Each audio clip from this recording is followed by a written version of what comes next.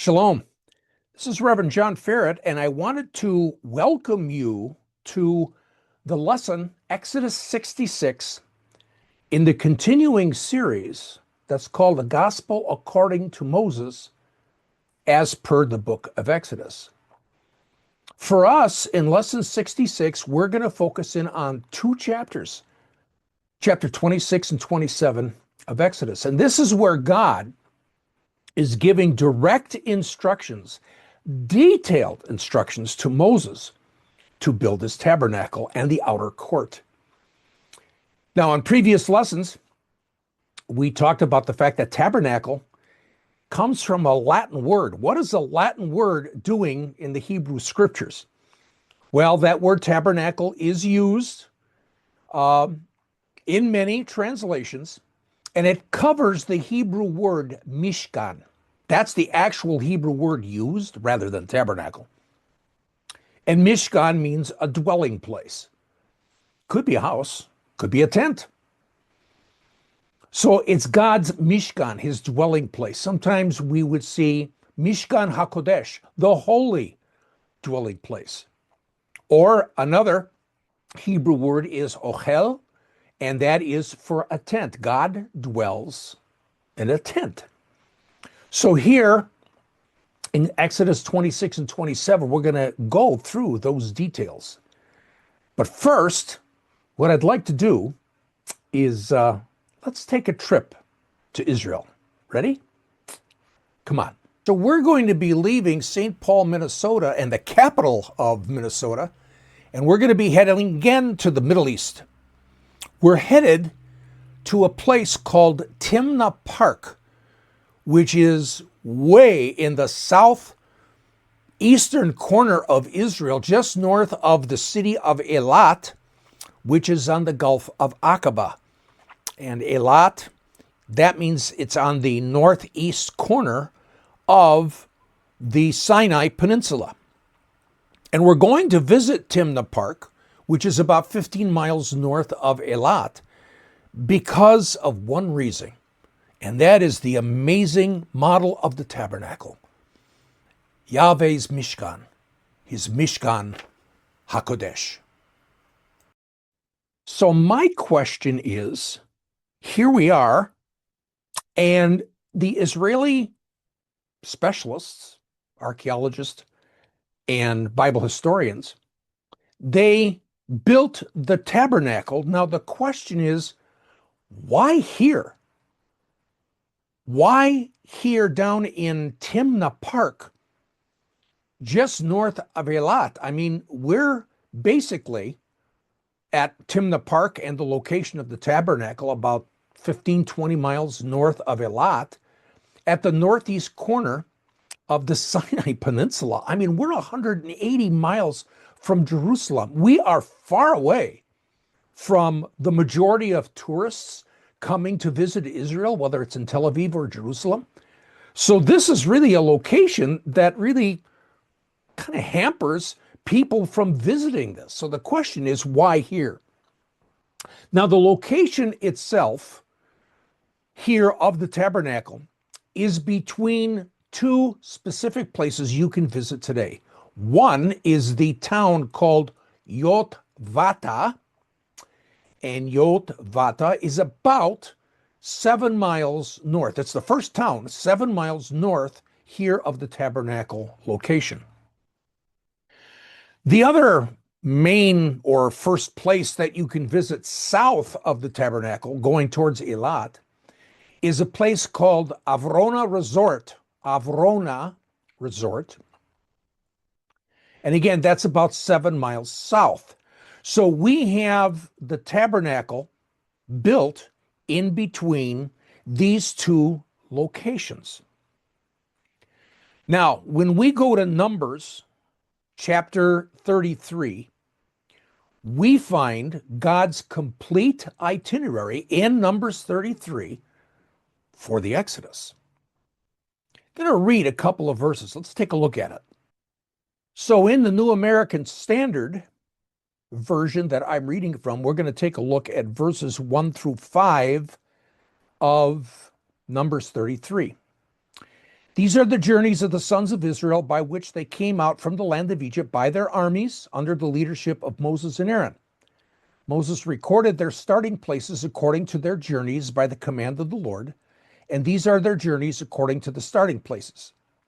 They journeyed from Ramses in the first month, on the 15th day of the first month. On the next day after Passover, the sons of Israel started out boldly in the sight of all the Egyptians, while the Egyptians were burying all their firstborn, whom the Lord had struck down among them. The Lord had also executed judgments on their gods. Then the sons of Israel journeyed from Ramses and camped at Sukkot. So that's Numbers 33, 1 through 5, and God gives us a pretty good idea of what this entire itinerary is about, this map, you might say, in words. But now we're going to go to Numbers 33 through 35, and we're reading. They journeyed from Hogagid Gad and camped at Jotbatha. Now this is interesting because Jotbatha in Hebrew is Yotvata. It's the name of the town 7 miles north of where the Tabernacle location is today. They journeyed from Jotbatha, or Yotvata in Hebrew, and camped at Abrona. And they journeyed from Abrona and camped at Etzion Geber, or Geber. Now, Abrona in Hebrew is Avrona, the V. And Avrona is the location of the Avrona Natural Resource Park that is 7 miles south, which means, as we find out, that it's located, this resource park, you might say, right on top of where the location of that village would have been. A number of years ago, my wife Robin and I traveled to Israel doing our study research trip. So there was no one with us. We were doing study and research, and one of the places that we wanted to go to was Timnah Park, and we wanted to visit the Tabernacle model again. We had been there a couple of times. So we got to Timnah Park, and there is a visitor center, and we came to the visitor center, and we got introduced to the head of the park at that time. And he was an Israeli archaeologist and an Israeli Bible historian, and his name was Moshe. And he was built like, oh man, like Charles Atlas. He was about in his 80s, completely bald head, but spoke pretty good English. He and I got in wonderful conversation. Well, actually, he and myself and my wife, pretty soon he recognized that we were Gentiles who were avidly involved in the study of Torah, especially from a historical perspective. So he was saying to us, he said, are you familiar with Numbers 33 and those verses 33 and 35? And I said, well, not really. And he said, I live in Yotvata, which in the English Bible, even in the English translation of the Hebrew Bible that Jewish people use, that word is called Jotbatha. And I said, yeah, I remember that. And he said, the actual name is Yotvata. And he said, that's his hometown. He said, that is the modern town built on the remains of the village that was there back in Moses' day. And he said, the next stop in the Bible verses is Abrona. And he said, actually in Hebrew, it's Avrona, a V. And he said, there is a nature park today that's called Avrona Nature Park, and you can visit it today. And again, Israeli historians and geographers and archaeologists realize that that village, Avrona, which appears in Numbers 33, is located someplace in that nature reserve. So Moshe is telling us, he says, based upon archaeology and based upon geography, we place the tabernacle here. And he asked me, do you know why? And I said, well, no, not really. And he said, how many miles, rule of thumb, did the Israelites travel each day? And I said, well, I've read about Bedouins and their travels, modern Bedouins and their travels across the Middle East. And they're traveling with flocks and herds, and they travel about 6 or 7 miles a day due to the fact that their herds, especially the sheep and the goats, need to graze. You just can't push them along. Moshe said, excellent. He said, here Israeli archaeologists realize that the Israelites traveled about 6 or 7 miles per day. And he said, Yotvata is 7 miles north of the Tabernacle location. 7 miles per day. Could it be, he said, that the Israelites camped right here? And 7 miles south of here is the Avrona Nature Reserve, where the town of Avrona would be. And he said, could it be that that was their next campsite? And so he's saying that, could it be that this is where Moses and the Israelites camped out? And he said, we don't know for sure, but that's why the tabernacle model is here, because it fits the Bible verses exactly. So this was just amazing. Archaeology, geography, and the text of God's word places the tabernacle right here at Timnah Park. I mean, for Robin and I, this was just so cool. So let's return to our Bible study. And we are not going to read Exodus 26 and 27. Because if you did, you'd find that the reading of Exodus 26 and 27 is really not that exciting. It's just detail after detail after detail, which really doesn't seem to really relate to us or affect us in any spiritual way. Let's just take a look at 2 examples and you'll see what I mean. Once again, I'm reading from the New American Standard Bible, and we'll take a look, first of all, at Exodus chapter 26, verses 5 through 6. And it says, you shall make 50 loops in the one curtain, and you shall make 50 loops on the edge of the curtain that is in the second set. The loops shall be opposite each other. You shall make 50 clasps of gold, and join the curtains to one another with clasps, so that the tabernacle will be a unit. Let's take a look at another set of verses in 27, verses 1 through 2. And you shall make the altar of acacia wood, 5 cubits long and 5 cubits wide, and the altar shall be square, and its height shall be 3 cubits. You shall make its horns on its 4 corners. Its horns shall be one piece with it, and you shall overlay it with bronze. Now, chapters 26 and 27 are like that all the way through. It's not exciting reading because we're getting all of these details of boards and clasp and gold and curtains and so on. So you get all of that detail. But secondly, the words don't give us a way of visualizing this and picturing exactly what this thing looked like. We've got pictures today, but when you're taking a look at Exodus 26 and 27 and you're reading it, it really doesn't, it's not really conducive to the fact of giving us a good image of what's going on.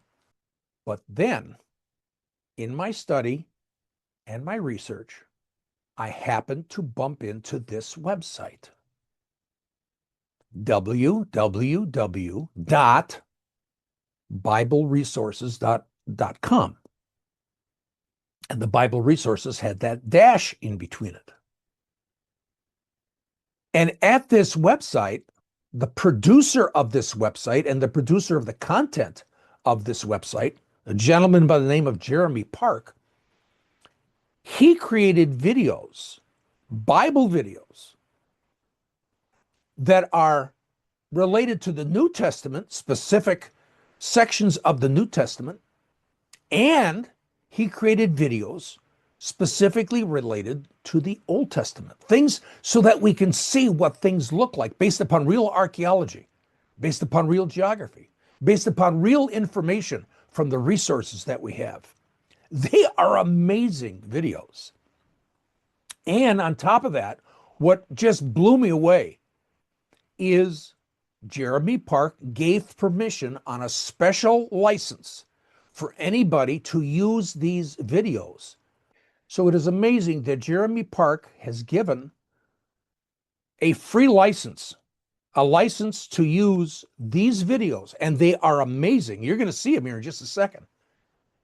For Bible studies, for sermons, for the videos that I'm doing. So again, I'm giving full recognition to Jeremy Park and Bible-scenes.com. And so rather than read the pretty grueling details in Exodus 26 and 27, we're going to let the video do this for us. And for me, I have to say, watching Jeremy's videos for the first time helped me grasp not only how it was built, but the components and all the different pieces and how it all fit together like never before. So I really have to thank them for really helping me. I hope it will help you as well. So let's begin our study now of Exodus 26 and 27, using these amazing videos of, rather than reading the text, to actually see the text come alive in front of our very own eyes. So if the first video, I'm calling it the covering, because we're talking about the coverings actually of the tabernacle. And this is found, we're going to go right through the verses, starting in Exodus 26, verse 1, all the way through 27. So this first video is on Exodus 26, verses 1 through 14. Moreover, you shall make the tabernacle with 10 curtains of fine woven linen and blue and purple and scarlet thread. With artistic designs of cherubim you shall weave them. The length of each curtain shall be 28 cubits, and the width of each curtain 4 cubits, and every one of the curtains shall have the same measurements. 5 curtains shall be coupled to one another. The other 5 curtains shall be coupled to one another. And you shall make loops of the yarn on the edge of the curtain on the outer edge of one set, and likewise you should do on the outer edge of the other curtain of the second set. 50 loops you shall make in the one curtain, and 50 loops you shall make on the edge of the curtain that is on the end of the second set, that the loops may be clasped to one another. And you shall make 50 clasps of gold, and couple the curtains together with the clasps, so that it may be one tabernacle. You shall also make curtains of goat hair to be a tent over the tabernacle. You shall make 11 curtains. The length of each curtain shall be 30 cubits, the width of each curtain 4 cubits, and the 11 curtains shall all have the same measurements. And you shall couple 5 curtains by themselves, and 6 curtains by themselves, and you shall double over the 6th curtain at the forefront of the tent. You shall make 50 loops on the edge of the curtain that is outermost in one set, and 50 loops on the edge of the curtain of the second set. And you shall make 50 bronze clasps. Put the clasps into the loops and couple the tent together, that it may be one. The remnant that remains of the curtains of the tent, the half curtain that remains, shall hang over the back of the tabernacle. And a cubit on one side and a cubit on the other side of what remains of the length of the curtains of the tent shall hang over the sides of the tabernacle on this side and on that side to cover it. You shall also make a covering of ram skins dyed red for the tent, and a covering of badger skins above that.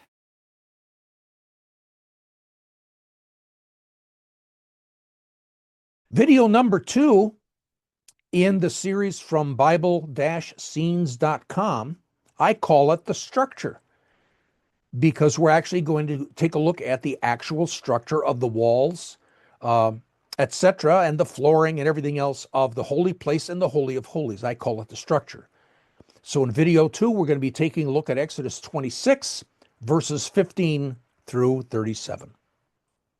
And for the tabernacle you shall make the boards of acacia wood standing upright. 10 cubits shall be the length of a board, and 1.5 cubits shall be the width of each board. 2 tenons shall be in each board for the binding one to another. Thus you shall make for all the boards of the tabernacle. And you shall make the boards for the tabernacle, 20 boards for the south side.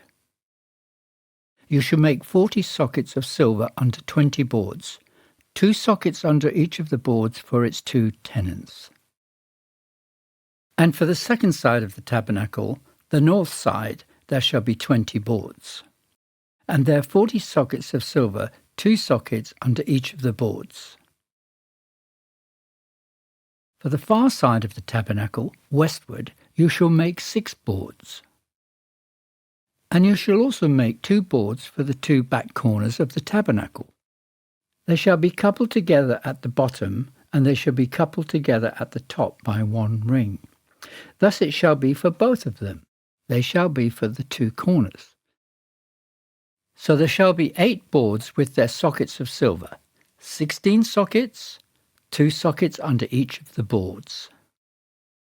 And you shall make bars of acacia wood, 5 for the boards on one side of the tabernacle, 5 bars for the boards on the other side of the tabernacle, and 5 bars for the boards of the side of the tabernacle for the far side westward. The middle bar shall pass through the midst of the boards from end to end. You shall overlay the boards with gold, make their rings of gold as holders for the bars, and overlay the bars with gold. And you shall raise up the tabernacle according to its pattern, which you were shown on the mountain. You shall make a veil woven of blue, purple, and scarlet thread, and fine woven linen. It shall be woven with an artistic design of cherubim. You shall hang it upon the 4 pillars of acacia wood overlaid with gold, and their hooks shall be gold upon 4 sockets of silver. And you shall hang the veil from the clasps. Then you shall bring the ark of the testimony in there behind the veil, and the veil shall be divided for you between the holy place and the most holy. You shall put the mercy seat upon the ark of the testimony in the most holy.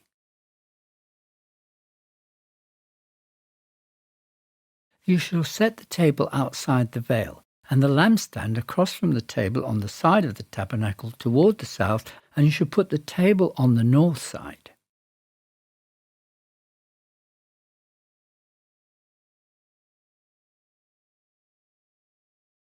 You shall make a screen for the door of the tabernacle, woven of blue, purple, and scarlet thread, and fine woven linen, made by a weaver. And you shall make for the screen 5 pillars of acacia wood, and overlay them with gold. Their hooks shall be gold, and you shall cast 5 sockets of bronze for them.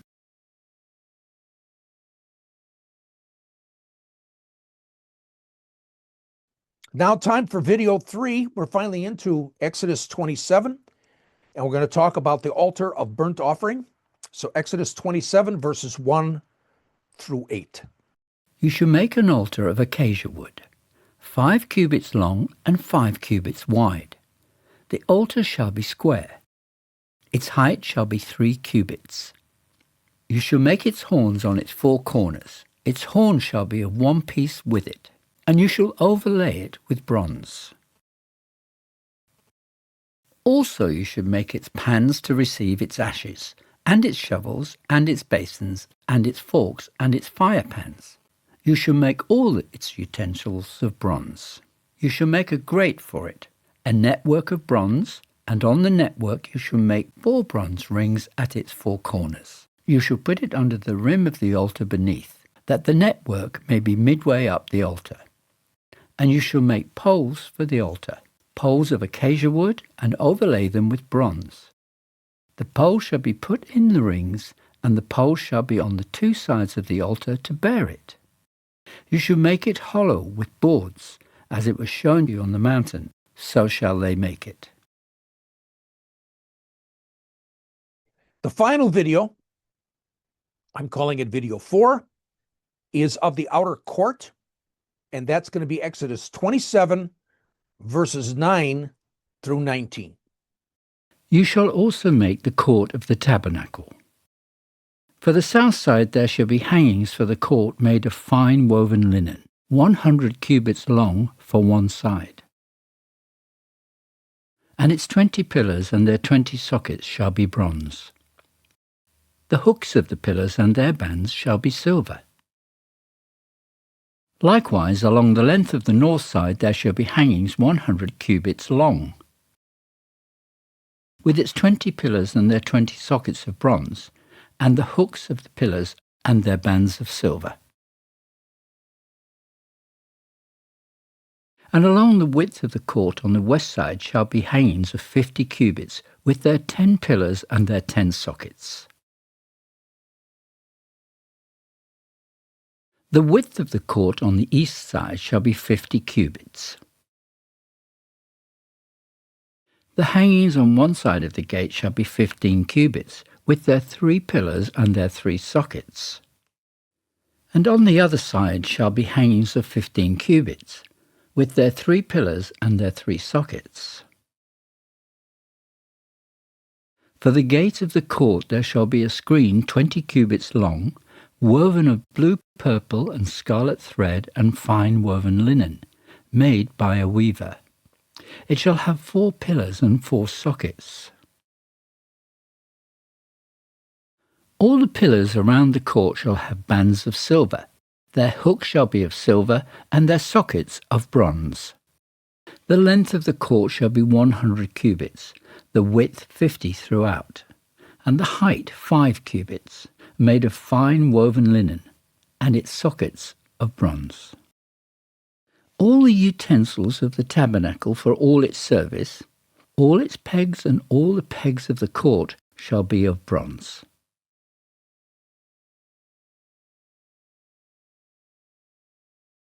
I think these videos are so awesome. The videos help definitely in the understanding where the simple reading cannot. So like I said, I just think it's a blessing of the Lord that I bumped into this for all of us, and especially for this Torah series. For me, it was the first time that I was to visually grasp the tabernacle and the building of the tabernacle. Now, in lesson 67, we're going to return to chapter 26 and 27. But this time, we're going to look at specific verses and specific connections to the things that we have actually seen. We're going to see some really amazing things as we study the Mishkan HaKodesh, God's holy dwelling tent, his holy dwelling place, in its historical perspective.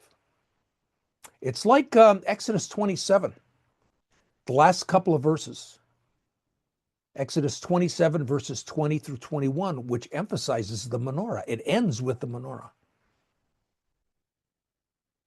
We'll start with that when we get to lesson 67 in this series. See you then.